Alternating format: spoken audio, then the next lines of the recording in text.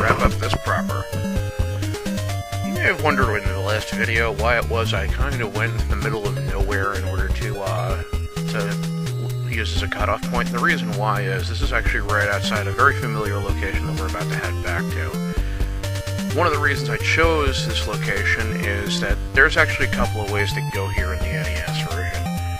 And the way the game expects you to go actually involves going through an area I like to refer to as complete fucking cheese.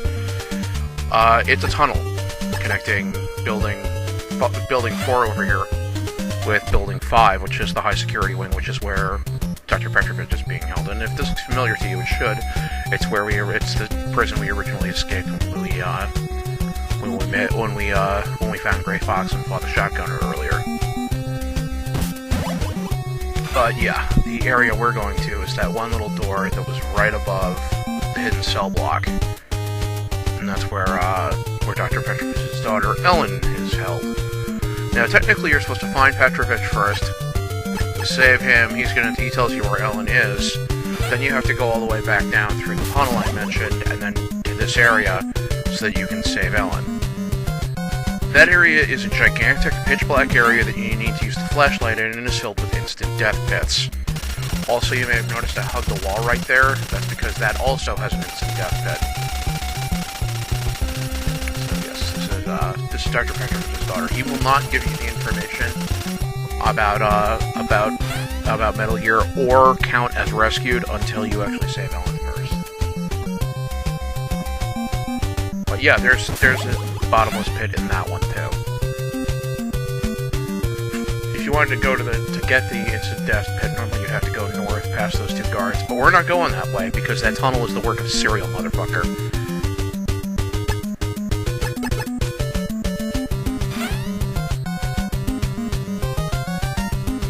Anyway, with Ellen saved, we got what we went into that particular area for. We're gonna be beating this one on this run. It's kind of a long one, but it shouldn't be that big a deal. Considering we already uploaded one that was like what, a half an hour? I don't think it'll be a problem. And I apologize. I did get a phone call right here, so I had to take that. So, again, I apologize for the kind of delay on this one. This was kind of a pain in the butt. I didn't have the ability to edit that one out post because it was just a couple of seconds, so I figured, fuck it. Alright, we now are going to actually use card 7.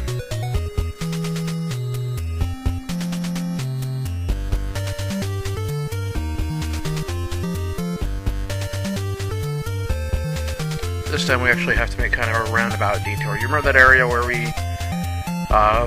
that one building I said we would be coming back to eventually, where Big Boss told us to get into the truck on the right? That's, yeah, that's where we're going.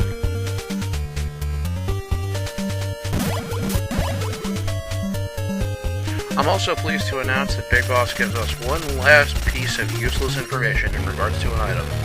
I have to thank my friend Dan for this. We also will see Steve one more time. Now that I think about it, I think Steve's had more appearances than Diane.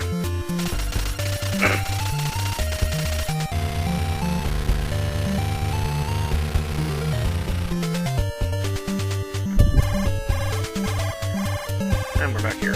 Awesome.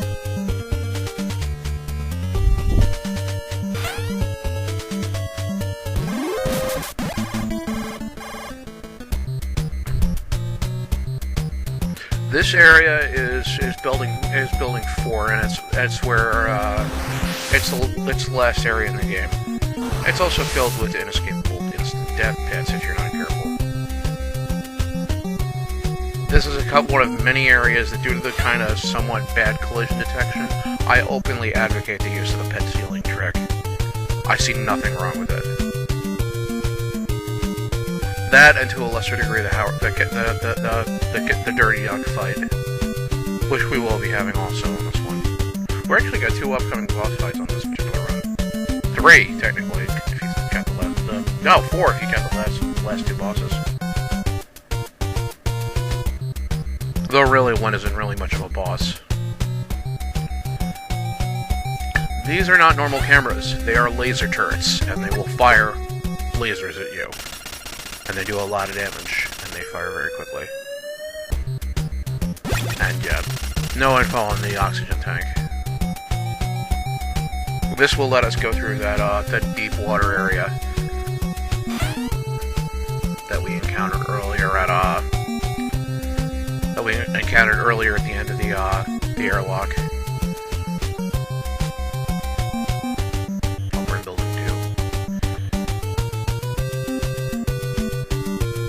2. Ironically, there's a like the oxygen tank I think would only be used in this one, and I don't remember if it's in the original MSX original. I think it is, but I remember it was a lot easier to get in the MSX version.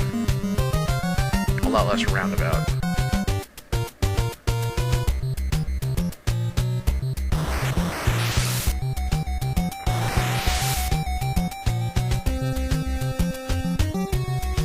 See what I was referring to? The opening detection on those pits is really bad. Now, it was in the MSX version too, but in the MSX version they open a little bit slower because the NES has a quicker processing speed. They open up very quickly. You see the engine towards that thing.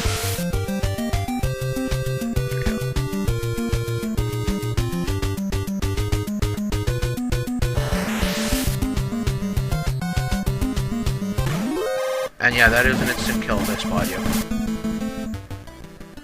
This room is scripted, by the way. Those guards will always spot you. I'll explain why the next time we come here. Because technically they're not supposed to actually respond to you yet.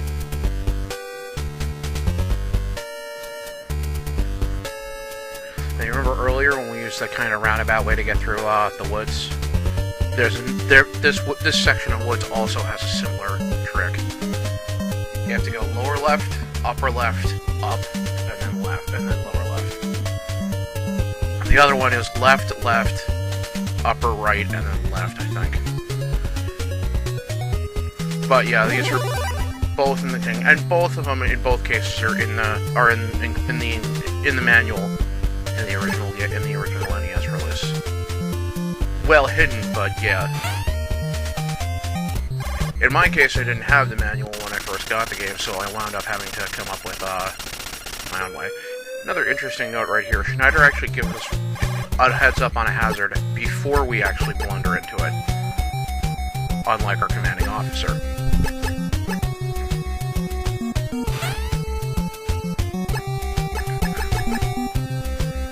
Now, earlier, Mercenary Cobra 1 was asking me what exactly do you do with the Iron Club?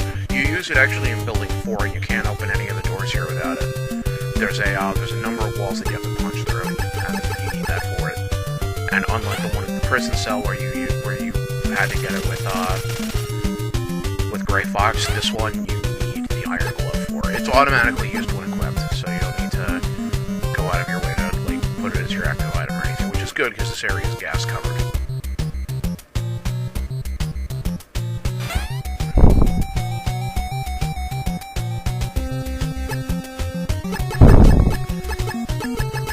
Now, if you go all the way around, you'll eventually get to an old wall you have to punch through on that side, and that's how you get to the tunnel I mentioned that connects with building 4 and building 5. Building 3 and building 5, but we're not gonna... Wait, is it? No, it's building 4 and building 5. Building 3 is the one where the last boss is. But we're not gonna be taking that tunnel because that tunnel's a pain in the ass. No, seriously, that tunnel is fucking ridiculous. Like, even with the pit trek, you are likely to die about 30% of the time going through it. Because that's how many pits are in that area. And normally it's pitch dark on top of this. You can't see a goddamn thing without the flashlight equipped.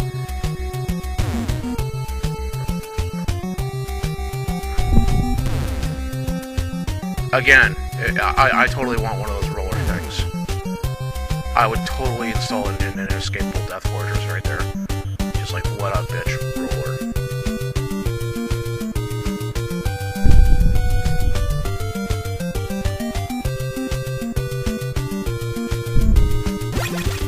And here we have Big Boss's last ridiculous comment.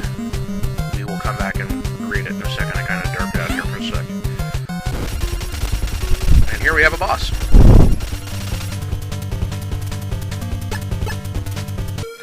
The Fire Trooper is another one of those bosses who's vulnerable to just about anything, but you can actually handle him any of a number of ways. You know, the main caveat is any projectile that hits his flamethrower flame is immediately destroyed. This is Steven. Will you please go away and stop pestering her? Diane, your boyfriend's an asshole. The traditional way is to use the normal control missile.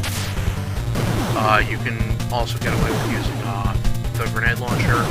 Grenade launcher is actually really good for killing a whole kill actually in a couple of hits. It's kind of iffy to get there and then back out before he hits you. Rocket launcher will do the job too, so can the pistol, so can the, I think the pistol and the submachine gun can do it, but they take a lot of shots. But I know all the explosive weapons can do it. And here we have the real Dr. Petrovich, and that's some pick. Metal Gear is located about 20 kilometers north of this building. It is in sub-basement 143. We have to set plastic explosives on the supercomputer that controls its functions. Yeah, in the original one, you don't actually fight the Metal Gear. You actually fight the processing unit, which actually contains the AI unit that normally is supposed to run it. Which, of course, mission kills it by destroying it.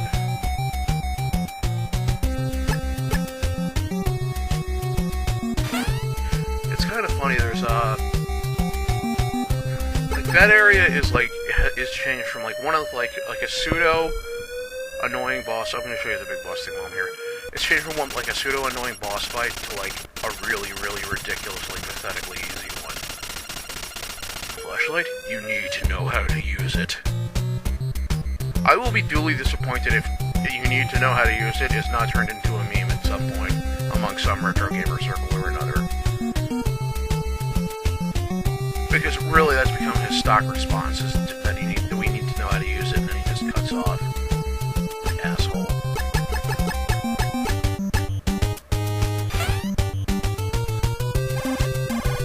I think one of these days I got a flag on the font used in this game. I always liked how it looked. It's got like this nice military appearance. Like that. Alright. Next stop is actually building number 2, and we're going to use a fun way to get there as opposed to using the truck method.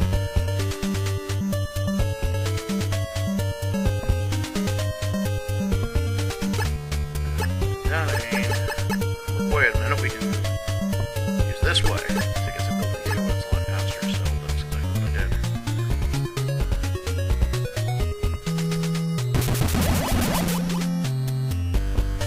These things killed so many players early on, I swear.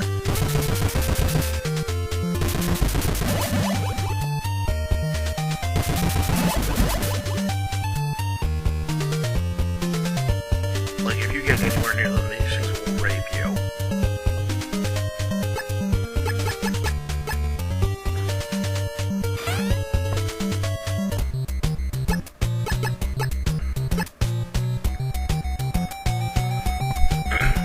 And into the water we go.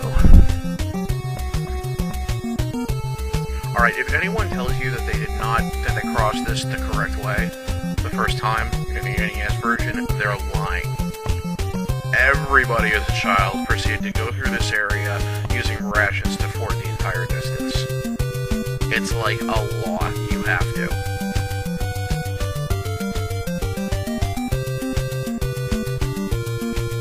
And it's a long area, so you'll usually use about 6 or 7 rations just getting across.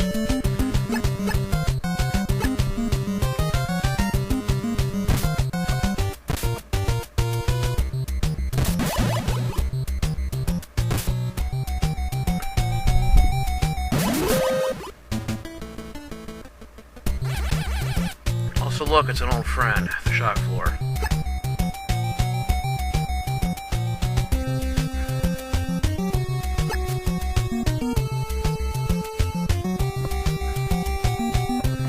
I think this is the last time we see a shock. No, it's not the last time we see a shock floor in the game, but it is the last time we encounter one that we can actually disable. Ironically, the shock floor does not appear in Snake's Revenge, though the remote control missile does. I remember this specifically. I think this was another cardboard door. The game likes throwing those at you once in a while just to fuck with you.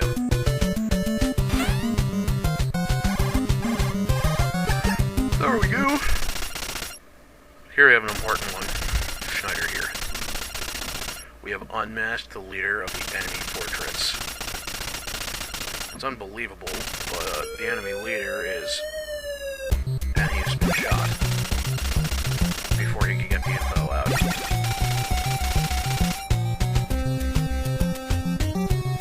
So, we still don't know who it is. So Schneider found out who, and frankly paid the price for it. And here we have what is quite possibly the most douchey freaking boss fight in the game, and that's saying a lot. Dirty Duck, aka Coward Duck, in the original NES release, fights using boomerangs and does so from a distance. Now normally you're supposed to take this guy on with missiles, and yes, it's intended so you specifically risk hostages, and his boomerangs will shoot down any projectile you use. Freaking Australian. Now if you try to go up the center part and try to flank him, you will trigger another instant death pit floor that will attempt to blockade you. Fortunately, I'm going to use the method I like to refer to as the fuck you if you're going to cheat and use hostages, then I'm going to cheat and fuck. Yeah, not so funny now, is it, asshole?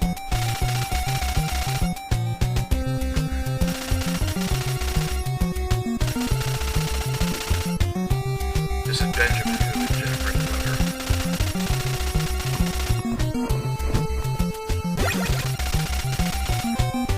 That seems like a kind of weird bit of information he gives us, but that's actually a vital one. And here I actually trigger a glitch, which is the door glitch. I accidentally checked the transceiver when I was headed out, and it locked me in the door until I figured out that I had to go back up and then back down.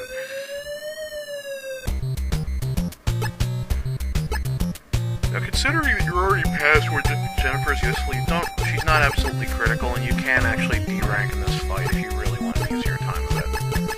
I don't recommend it, and it's possible to re-rank after losing the rank, which I find fucking hilarious. And yes, if you do manage to re-rank after D-ranking, Jennifer will again talk to you. Figure that out.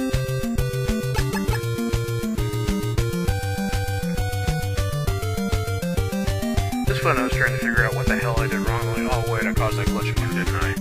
Yeah, if you enter a door and then trigger the transceiver, it'll make you back out and then go back in, and then it'll open.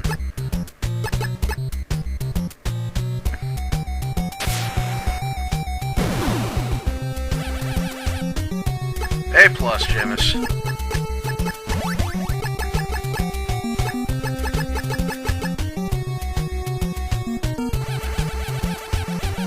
Yeah, we gotta handle this way.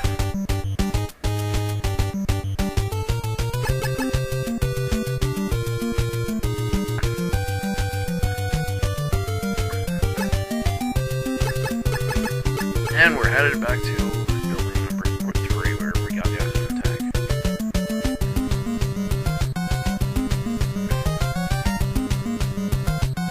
Basically it goes like this. Building number 1 is that one that we first infiltrated. Building number 2 is the one that's after the tank. Building number 3 is where we got the oxygen tank. Building number 4 is the prison, and building number 5 is the high security wing where he saved Dr. Petrovich.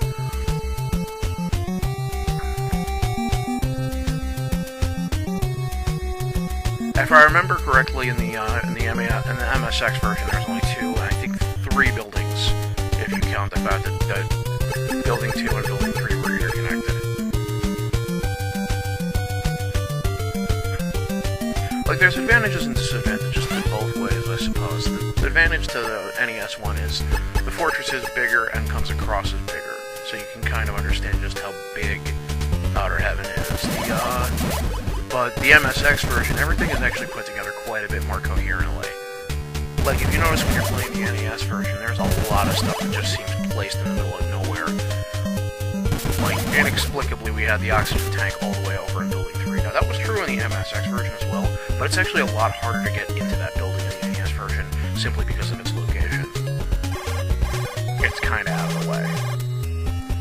So we start to understand a little bit of what's going on here. We head inside, and again, the guards are alerted to our presence instantly, but the reason why they're alerted is because of our codec. Big boss here. Go into the door on the left. Over. Kind of a bit of a weird request. So let's open up this one.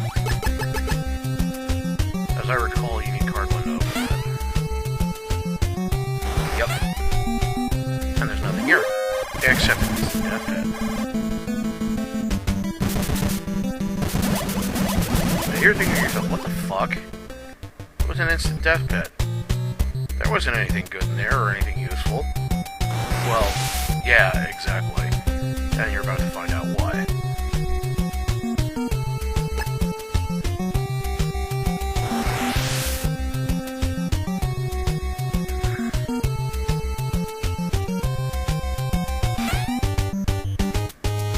The door.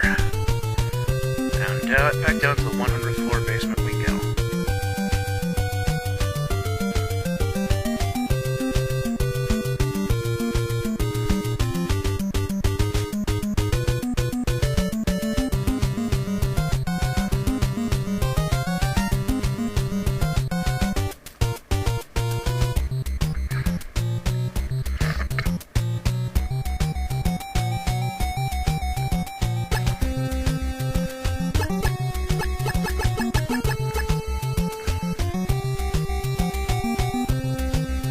Prepare yourself for the big reveal.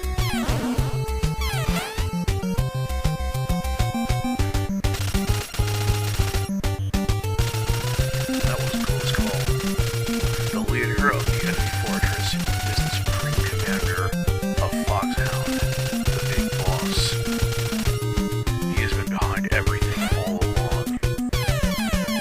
And suddenly, it all makes sense.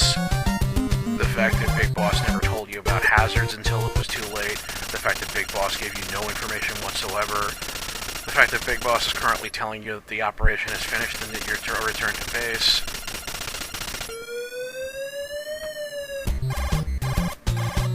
Yeah. Now you may be thinking to yourself, God, that's so obvious. Well, yeah, by modern standards, we've been conditioned for that. But back in the 80s when this came out, nothing had ever happened like that before. And the fact that there was, that much like, you know, the revelation that Samus was female, or, you know, any of the other big shocks of the 80s, the prospect that you actually had to deal with a commander who would actually stab you in the back, and that it was used to put forth a very compelling narrative, was actually kind of surprising. I don't think this was done again in gaming before the Metal Gear series. And I think there's only a couple of games that came out around this time that actually had the same kind of impact plot-wise. I think we had the Ultima series, which has been covered in depth by a lot of people now, especially ones like Spoony. There's, you know, Ninja Gaiden, which kind of speaks for itself. It kind of brought games that could have, like, you know, a deeper underlying storyline motive behind them. And then we had, you know, we had a couple other things like the Gulgo series, which were very plot-driven, but the games were kind of crappy. And then we had Metal Gear. And Metal Gear was kind of one of the ones that first started the storytelling element. You actually have to forward this one whether you like it or not. You'll usually need at least 200 ratchets. Depending on how much you D-ranked, actually, it's actually possible to do this one in 5. But yeah.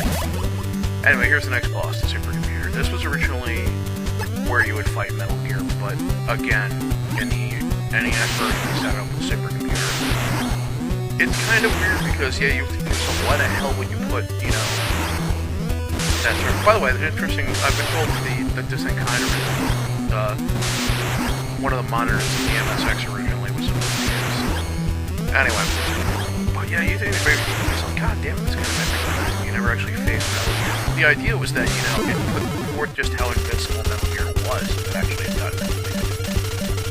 Emergency alert. Emergency alert. The enemy fortress disruptor has been activated. Begin preparations for evacuation.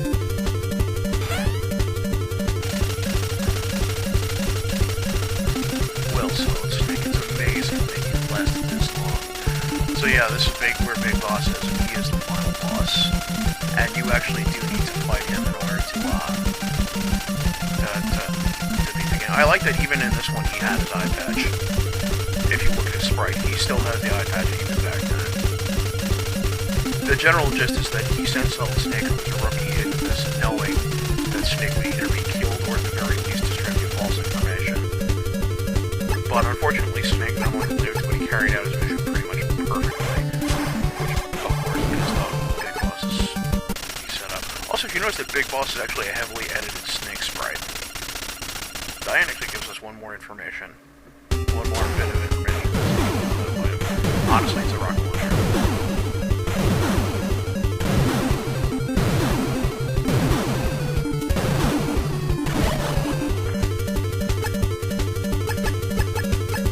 Now this is the one area where the cigarettes are useful.